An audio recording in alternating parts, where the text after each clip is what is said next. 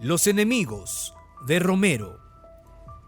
El martirio de Monseñor Romero no fue solo la cruel forma de su asesinato, sino que inició antes, con los sufrimientos por las persecuciones antes de su muerte, y continuó después, porque no bastó que muriera.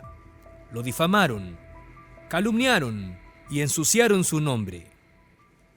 Su martirio continuó por manos de sus hermanos sacerdotes y del episcopado.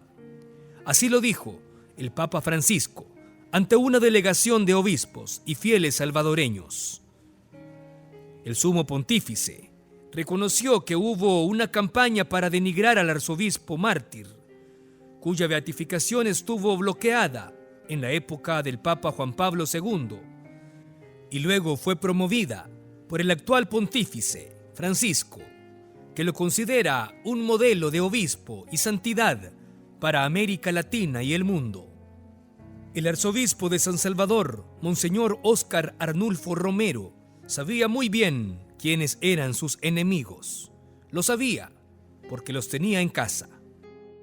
En 1977, sus primeras reuniones con el clero salvadoreño fueron complicadas. Al primer mes, en el arzobispado, asesinaron a su amigo, el sacerdote jesuita Rutilio Grande, en Aguilares.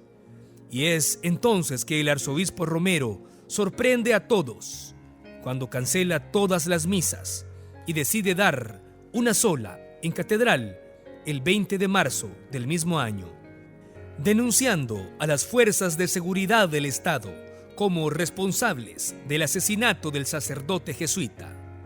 Su segundo acto de protesta fue el de no asistir a la toma de posesión del general Carlos Humberto Romero, quien había sido electo presidente de la República. Para algunos miembros de la curia, lo que el obispo Romero hacía era imperdonable, así que lo denunciaron con el Vaticano, pues para ellos era un obispo que dividió a la Iglesia y la enfrentó con el Estado. En la conferencia episcopal a la cual perteneció Monseñor Romero, figuraban 3 prelados estrechamente inclinados y muy relacionados con la oligarquía y la clase militar del país.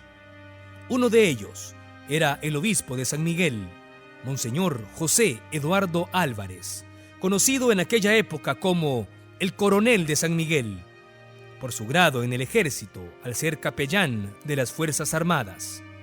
También estaba el obispo de Santa Ana, Monseñor Marco René Revelo, quien adquirió fama en 1981 por ir a la base aérea en Ilopango a bendecir aviones de guerra enviados por Estados Unidos.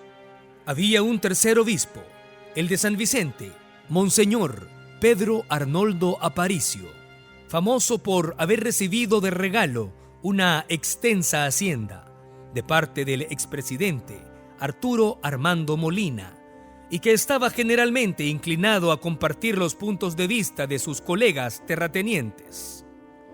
Monseñor Romero, al dirigirse al Papa Juan Pablo II, en una de sus cartas, le expresaba desde su sentir como pastor: Su Santidad, lo he intentado, pero estos obispos no me quieren acompañar.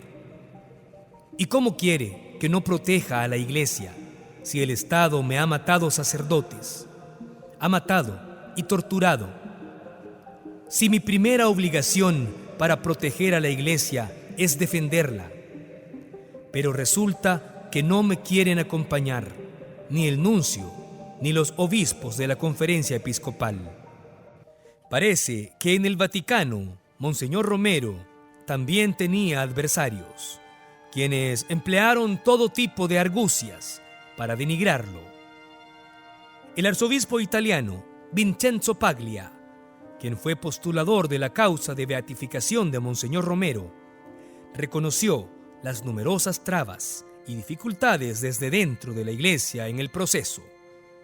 De no haber sido por el Papa latinoamericano Francisco, Romero no hubiera sido beatificado, confesó Paglia. Entre los enemigos de Romero, en el seno del Vaticano, figuran dos influyentes cardenales. Los colombianos: Alfonso López Trujillo, conocido por sus posiciones ultraconservadoras, y Darío Castillón Hoyos. Ambos ocupaban en la década de los 90 importantes cargos en la curia romana. López Trujillo temía que la beatificación de Romero se transformara en la canonización de la teología de la liberación. Así lo dijo Andrea Riccardi, fundador de la comunidad de San Egidio. Romero también era criticado por su cercanía con el teólogo jesuita John Sobrino, censurado por el Vaticano como uno de los grandes exponentes de la teología de la liberación, quien sobrevivió a la matanza de 6 de sus compañeros jesuitas, perpetrada en 1989 por militares salvadoreños. El ahora santo, San Óscar Arnulfo Romero, estuvo siempre apegado a la doctrina y magisterio de la Iglesia, es decir, su doctrina siempre fue eclesial en el 100%. El extenuante análisis de sus homilías, escritos, su diario personal y su actuar superaron el temor de una instrumentalización ideológica por parte de la izquierda, lo cual era uno de los argumentos para obstruir la causa de canonización del arzobispo de San Salvador.